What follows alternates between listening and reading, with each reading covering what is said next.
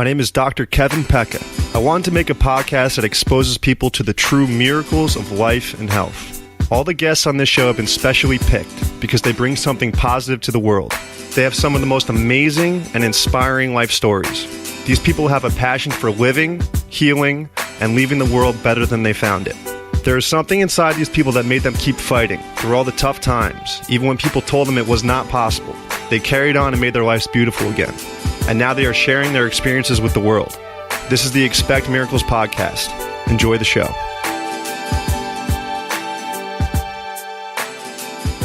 Hello, everyone, and welcome back to another episode of the Expect Miracles podcast. Today, we have Miguel Serrano, who is a future doctor of chiropractic at Life University in Georgia. He is also the co-host of the Human Potential Movement podcast, available on iTunes and other podcast platforms. Miguel is originally from Puerto Rico, and today he shares with us his story and journey on how he got into chiropractic and how he plans on healing and helping others strive to their maximum potential. Doctor of Chiropractic, Miguel Serrano. Miguel is also a fellow podcaster.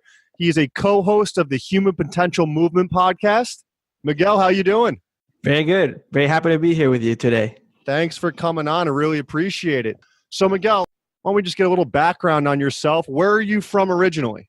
Well, I was born in Worcester, Massachusetts. Okay.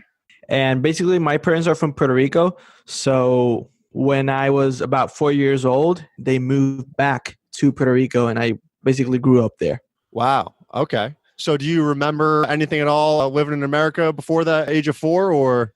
Very little, I would say. I can remember being at my house. I don't have much memories about it because I was just a little kid. And other things that I remember of are because the VHS videos that my mom took, like those, by that time we didn't knew it was vlogging, but nowadays we call it vlogging. So my mom used to do that, and she recorded every single step of the things that we did. And we have them in VHSs at home. So those are the memories that I have. That's awesome. And what was life like growing up in Puerto Rico? It's very good. My childhood was very nice. In the process of being basically coming from United States back to Puerto Rico, I was a little kid. So I didn't the adaptation wasn't that bad. Right. Because I was just a little kid. So I was going wherever my parents went. But it was a very good experience. Awesome. Yeah, I just ran into a guy the other day that spends 6 months in America and 6 months in Puerto Rico. And he was just absolutely raving about how amazing Puerto Rico was and how beautiful it was. Yeah, Puerto Rico is awesome. I love it. Do you think you plan on going back there after school, or are you going to stay over in the Atlanta area? As in for now, I'm planning on staying on the States for a while. Awesome. And later on, I could move to Puerto Rico depending on how the thing flows. I guess we'll get into this, but what's the chiropractic culture like in Puerto Rico? Well, in Puerto Rico, there's a pretty nice number of chiropractors, but it's not as big as we might think. Mm-hmm. So in terms of chiropractic, there's a big population that don't know what chiropractic is. Right now, chiropractic is growing like crazy. Oh, absolutely, yeah. Like there's a lot of students that are very interested in chiropractic, and they're starting to basically apply to different schools. So it's something that right now is basically growing. Yeah. It's basically being in awareness right now in Puerto Rico, but before then it was not as known. Now it's kind of like, okay, so this is chiropractic. This is what basically I'm interested in. So. Were you into chiropractic growing up? Did you get adjusted as a kid, or is that something you found on later on in life? No, I never actually knew what was chiropractic when I was a kid. I knew chiropractic because of back in the day, she was my girlfriend. Now she's my wife. Uh-huh. She is also studying chiropractic with me here in life. And she talked to me about it. She's from Puerto Rico also? Yes, she's from Puerto Rico as well. She basically talked to me about it. My bachelor's degree is in physical education, and her bachelor's is in science.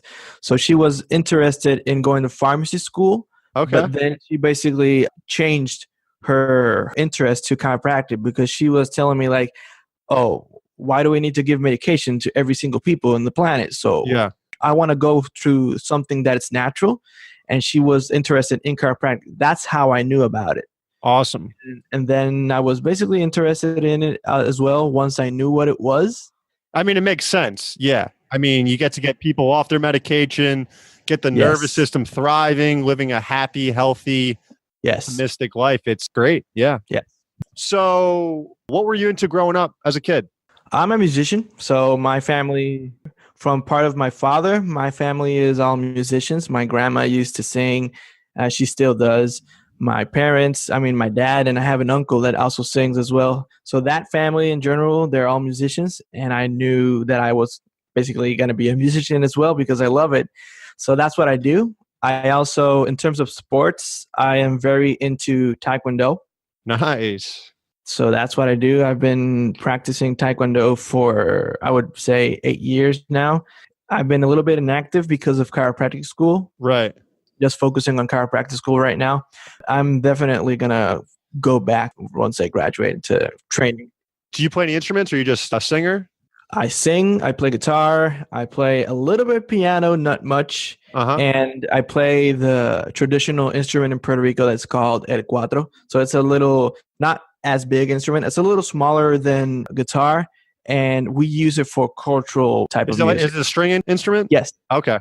You incorporate that a little bit down in Life University, put on a couple shows or what? When it comes to Christmas time, all the Puerto Ricans, we like to gather together and start singing like these typical songs that we sing. It's like Christmas Carol, but Puerto Rican style.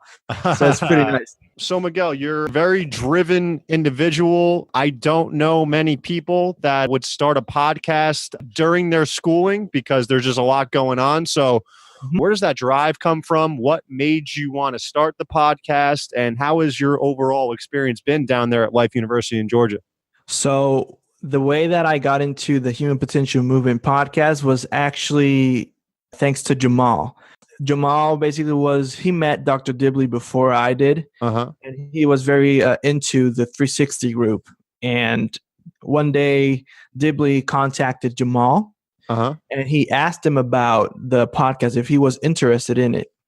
And he was very interested. He was very happy about it. And then I was walking through the hallway in school and Jamal just literally went running and jumped to me. And he's like, I want to do something with you. This is a project. This is a podcast. Dibley asked me about it, and I wanted you to be with me in the process. I was like, okay, so first of all, I don't know who Dr. Dibley is at the moment. Yeah. You have no idea what's going on. And I told him, like, I don't know who Dr. Dibley is. I don't know what the 360 group is, but I trust you because you're my brother. He's my fraternity brother in Delta Sigma Chi fraternity. And we actually crossed together. And I was like, so you're my brother. I trust you. So let's go see who Dr. Dibley is. And I actually got the chance to meet him on a Zoom session. And I just loved the process. I love the way that Dr. Dibley is. I love the concept of the 360 and the idea behind the podcast. Once I knew all of that, I was like, yeah, let's go ahead and let's do it. I was very happy about it. Been a very nice process. How long ago was this? This was, I want to say around November last year. And when did you guys put out your first episode? So we basically started organizing things. It was a lot of planning that we basically had, a lot of Zoom sessions, thinking of the things that we wanted to do, how we want to run things, and the people that we wanted to interview. So it was a very planned process. We started thinking about it around November, December, but it wasn't until the starting of this year that we actually launched our first pilot episode with Dr. Dibley. Gotcha. And how is the overall experience of I know, because there's a bunch of people that would love to start podcasts and they say they want to do it, and some eventually do it and some don't. How has your overall experience been of putting this together and putting it out for people to see? Well, it's been teamwork. I want to say that you got to have good time management, I would say. If you want to have a successful podcast, time management is key. Absolutely. So basically this team that we created and the combination with Jamal has been I love basically to work with Jamal. It's awesome. He's a guy that's so fired up that he fires up the people that's around him. Yeah. So me being around him gives me motivation, gives me inspiration to basically keep working forward. It's been a lot of time management, I would say. You need to basically plan the things that you want to do beforehand. You need to contact the people that you want to interview beforehand as well. If you don't have a planner, or you don't have a system, let's say Google Calendar or something, you're screwed. Like, you need to have something that is managing the time that you're going to be spending to it. And more, if you're a student in chiropractic school, you need to have time for studying. Yep. You need to have time to prepare and be good at school, because one thing is to have your time for the podcast, and another thing is also school. Absolutely. If you're doing a podcast, for an example, people are looking up to you. That's, in my opinion, people are looking up to you when they basically resonate with you. And if you're being the face or representing a podcast, you should be organizing everything else, right? Absolutely, yeah. So time management is definitely key to basically drive those things both together. It's a lot of work, but I love the process. Yeah, and I've definitely found that once somebody says yes, like they can do this time, you better clear your schedule and make that happen, because it's really tough to get on the same page, especially because everyone's got something going on during the week. So you got to really you have to have a good schedule planner. Definitely. Yeah, definitely. So what would be some advice you would have for some people thinking about chiropractic school? How has your overall experience been? And did you get your first adjustment while in chiropractic school? Yes. So I don't have like a miracle chiropractic story, because I didn't grow up in the chiropractic environment. Absolutely. Yeah. The way that it happened is that my wife, like I said before, my wife was interested in chiropractic school, and she told me about it. And at first I was like, I don't know what chiropractic is. Looks nice, but I don't know. And she's like, Hispanic wives, they're so special. Yeah. And she's like, if you don't want to study chiropractic, that's okay, but I'm going either way. Yeah. Yeah. She basically talked to me about a school in South Carolina, Sherman College. And we went to the showcase. At the time, it was for May. That's where they do their Lyceum. And we had a showcase on that school where basically the trip was paid and everything. So I'm like, free trip, let's go. Yeah. So I went and I started to listen the different speakers that were in school. And I didn't understand the concept of chiropractic yet. And it wasn't until Dr. Liam Schubel started talking about chiropractic that he mentioned the word tone. Tone? Tone, yes. Mm-hmm. And I'm a musician. So basically in my music world, I know that tone is the quality of sound. When I heard that word, I'm like, okay, so tone, I can relate it with music. Okay. And I started listening, but yet I didn't have this moment of click, not yet. And I'm like, okay, so sounds good, but I still don't get it. What do you remember what he was trying to link tone and chiropractic with? He was basically talking about tone in general with chiropractic, like the nervous system needs to be in tone. But me not knowing about chiropractic a lot, I didn't basically understand. But it wasn't until I came back from the showcase in Puerto Rico that I started playing with my guitar. And like all musicians do, before you go ahead and start playing, you need to tune up your guitar. Absolutely, yeah. I was basically tuning up my guitar and everything. And later on, I thought about everything that Dr. Liam was talking about. That's awesome. I remembered everything. And I'm like, oh, so this is what Dr. Liam was talking about. Yeah. Literally related to music. And I literally ran to my mom and I told her, Mom, I want to be a chiropractor. And she's like, why? And I basically explained her the concept. And I told her that the same way that I tune up my guitar, and I want to have a good sound on the guitar. Because if you play the guitar without tune or tone, it's going to sound awful.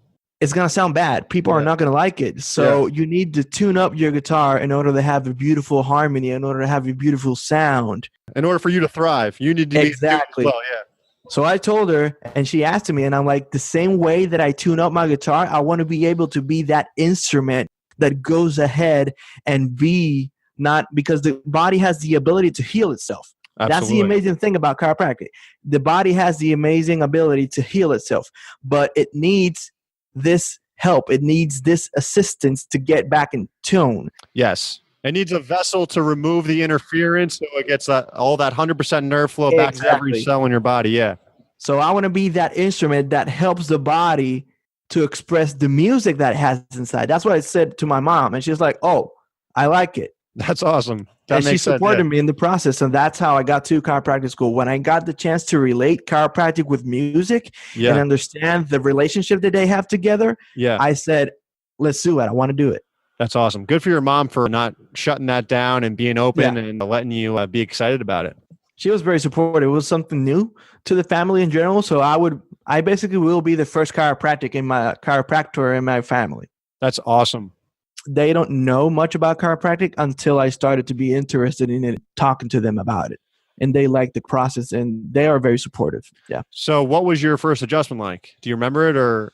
It was awesome. I'm going to say it was awesome. It was a new experience. It was actually, my first adjustment was actually with TRT. Nice. So that's it's kind of like that clicker activator instrument, right? Yeah, it's a technique with the torque on it. Yeah, it's a little instrument. That has the torque ability on the instrument as well. It's basically a technique that it was developed and founded by Jay Holder. Mm-hmm. So I'm glad you brought that up because for those listening, there's about over 200 chiropractic techniques, and you can definitely find that one that resonates with you personally. Some people like more force. There's more forceful techniques. Some people don't like a lot of force. They like to barely be touched. There's a couple techniques for that. So there is not just one way to do chiropractic. There's several. And if one doesn't resonate with you, I highly suggest that you do some research and maybe find, if you need more force, a more forceful technique, or less force, for less forceful technique that resonates with you. So I'm glad you brought that up. But anyway, sorry about that. Keep going.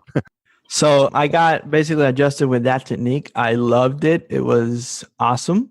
And everything was so different because me being in the Taekwondo environment and basically also a musician and everything, I had a little bit of stress in terms of everything that involves being in Taekwondo and everything. It's basically a contact sport. Absolutely, yeah. So I didn't know how subluxated I was with all the kicks that I had in basically going at me. And I didn't know how subluxated I was until I started chiropractic school. How were you feeling at this point? Do you have any, were you having any headaches or aches or pains at all in your body? I do remember one time before I started chiropractic school that I had a very bad acute back pain where I couldn't literally even move. I had to have help from my wife, from my family in order to basically stand up. How long did that last for? It was a few weeks. Yeah, definitely. I actually had go to chiropractic school. It was the Christmas before. I started at winter to study chiropractic, and it was before my flight to basically chiropractic school that I had this problem in my back. When I went to the flight, airport and everything, I still had. So you couldn't really walk that well on your flight to chiropractic school? Basically. At the moment, I had the chance to, at least I could walk a little bit, but if I made a little movement, you'd feel it either to the left or the right, I literally felt this stabbing pain so bad that I had to stop. And I'm like, okay, so let's keep going forward. And I actually started chiropractic school having that back pain. Wow. Did you get adjusted that first week? Yeah. Yeah, somebody must have saw you walking around like that and been like, come on over. Like you need help. And did that help with the back pain? It did. It actually did. I haven't had any more back pain ever since I started getting chiropractic care. That's amazing. Like what it's all about. I haven't had any more pain. Yeah. At all. I mean, and I think that's probably one of the majority reasons people seek chiropractic care is I have low back pain. I see a chiropractor. And I'm sure as you started going through school, realizing this is so much more than just low back pain. Yes. Neurological disorders, just seizures. Literally, it doesn't matter what it is. It can help it out because your nervous system is the control center. Yes. So once you get that thriving, you can pretty much take care of anything. It doesn't happen overnight, but treat any condition out there. Yeah. The thing is that people basically think in general, the people think that chiropractors are just there for back pain. Absolutely. And headaches and things in general. But once you start getting involved in the chiropractic world, me being in chiropractic school right now, I just learned that chiropractic is so much more than just having those pains and things. It's basically, it gets you connected back to the source. It gets you back connected the way that you need to be. And everything in general is going to work much better if you're in tone, if you're connected properly. Absolutely. I mean, I had a 5-year-old kid come in 4 or 5 months ago with bedwetting. Bedwetting was his problem. And when he's back into alignment, he does not wet the bed. Now, that's just like... That's awesome. That's great. That's unreal. And I mean, that's why this podcast is doing what it's doing. That's why you have a podcast. It's to spread that message that chiropractic is not just back pain. It's everything. Yeah. It's a lifestyle, and it works. It's a lot more than just back pain and pain in general. It's basically getting you back connected properly so you could function a lot much better than you are basically doing. Absolutely. So Miguel, how much longer of school do you have? 2020 is the goal. Graduation. Yeah. Nice. And what has your overall experience been so far with chiropractic school? It's a great process. I love it. It's challenging as well. Very challenging, yeah. It's not easy. I'm not going to say that it's easy. It's a process where you need to be very focused. You need to be very into your studies and things in order to succeed. Because if you sleep on it, it's going to run you over. You can't. More being in schools like Sherman and Life University that are quarter-based, you basically have 11 weeks to finish the quarter. And if you blink, you just close your eyes and you open them again. You're in midterms. You close your eyes and you open them again, and you're in finals week. So you need you need to step up your game and keep it up. It's not easy, but it's a wonderful process. I just love it. What would you have any advice for anybody that's thinking about going to chiropractic school, or maybe thinking about the medical field in general? I would say that if you want to go to chiropractic school, just the way that I did is that I started visiting different chiropractic offices and started making my observations with them. And I started to basically read more about chiropractic school. Chiropractic is an amazing and wonderful profession, career, lifestyle in general. If you want to have it as your lifestyle, it's amazing. For all those people that are interested in chiropractic school, I would just say go for it. Go for it. Pursue your dreams, because the amazing things that you can do with chiropractic are things that once you start seeing those changes, you're going to be more in love with it. Absolutely. Because you see that basically us as doctors, we are not doing nothing, to be honest. We're not doing nothing. We're basically assisting the body so the body could do the work itself. And once you start seeing that the body has this ability to heal and be back in homeostasis, it's so amazing that you want to basically do it more and more and more. You want to help more people. It's like it's addictive. Yes. It comes to a point where you're so in love with the profession that you want to keep helping and more people every time. I get what you're saying, that we're not really doing anything. We are removing the interference. We are being that vessel, but we, the doctor, are not getting the patient better. That's what's cool about chiropractic. The patient's body is healing themselves. Yes. Homeostasis, it's the nervous system regulating. We are a self-healing organism. And once that interference, that blockage gets removed, the body naturally will start to heal. So, I think I've said this before on the podcast. Anytime you run into somebody that's like, I got this person better, I'm doing this for this, it's like, they are missing. That's a huge red flag. They are missing the memo there, because we are just the vessel assisting the body healing itself. It's a very misconcept when people basically say, I helped this patient, I made this, I made that. It's actually that correct way to say it is that the person had the chance to be back in connection. Absolutely, yeah. So the person got back connected. You were just the instrument that was used in order for that event to happen. Absolutely. Yeah, you have to have that mindset. Definitely. So Miguel, what is the concept behind the Human Potential Movement podcast? So I know you guys wanted to have a podcast and you did a lot of preparation, but as most great things that mean a lot to you, there's a motive behind it. What were you and Jamal trying to capture by making this podcast? Basically, the mission behind the Human Potential Movement podcast is Dr. Dibley connected with us the idea that he had behind the Human Potential Movement podcast, and with all the planning that we had together, it's basically showing and sharing to the world the inner potential that you have, and sometimes we don't see it. Sometimes, like, every single human being in this planet has an inner potential that needs to be shared outside. There's so many things that we can do as human beings to change this planet, but we just need to open our eyes and see it.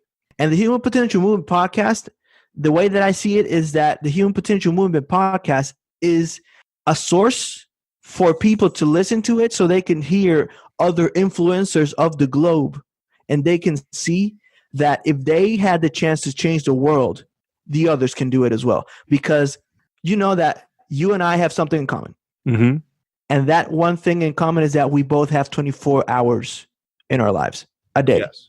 For everyone, across the board. For everyone. So we both have 24 hours, and everybody has 24 hours a day.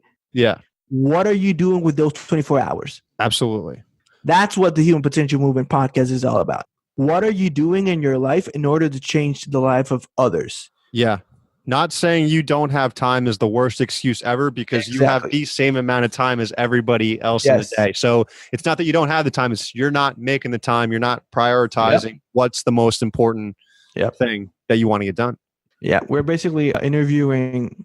The way that we want to go with it is that we want to interview people globally. We want to interview influencers that have done things in this world to change the lives of others and make the lives of others better, because they have the potential to do it, and all the other people in the world have the potential to also be a better person in this world.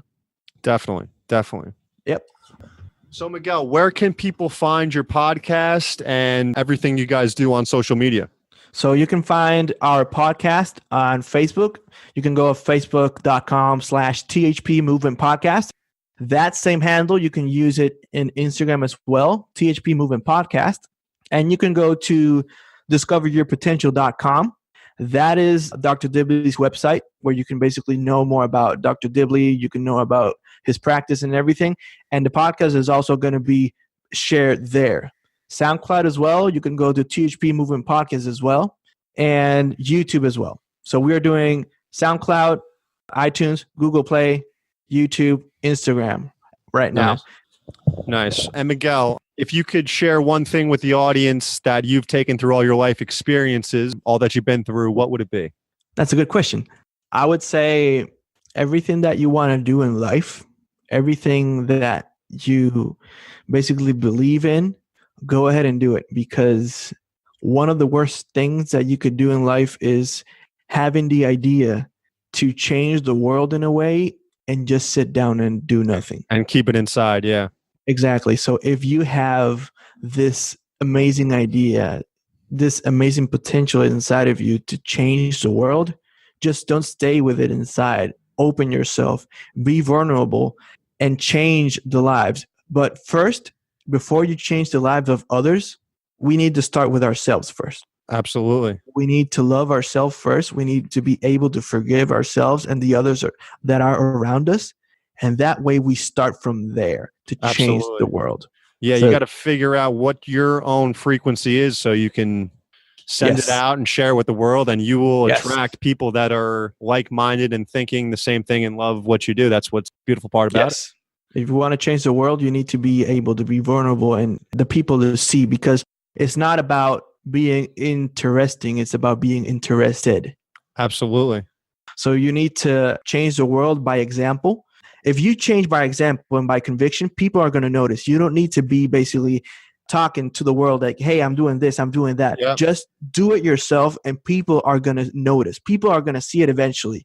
That's when you start to change the world. Yeah. And even if you do have a different idea, probably 100% of the time, there are going to be people that don't agree with it and try to shut it down. And I feel like that's when you know you're doing something right, because it's like, what is that guy doing over there? I've never seen that. That's weird. And that's almost a good thing because you're doing different. Exactly. When people don't agree always with the things that you're doing something that it's changing the lives of others, because there's always going to be people that are not going to like the things that you're doing, and they're going to start to do something towards it.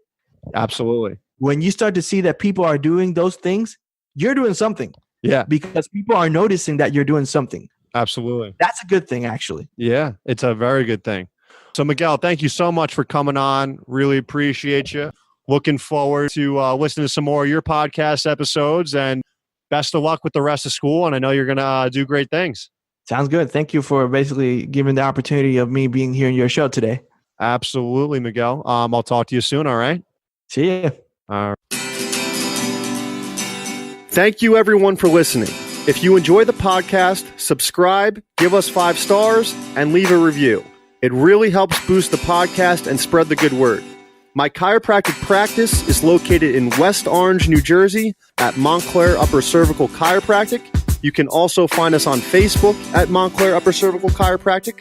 All of my information is on my website at drkevinpecca.com, drkevinpecca.com. You can subscribe to my YouTube channel at Dr. Kevin Pecca for podcast episodes, patient testimonials, and educational videos. I have daily affirmations and inspirational quotes on Instagram at Easel Affirmations, EASEL Affirmations. And if you have any questions, feel free to email me at drkevinpecca@gmail.com, drkevinpecca@gmail.com. Thank you, everyone, and have a great day. Cheers.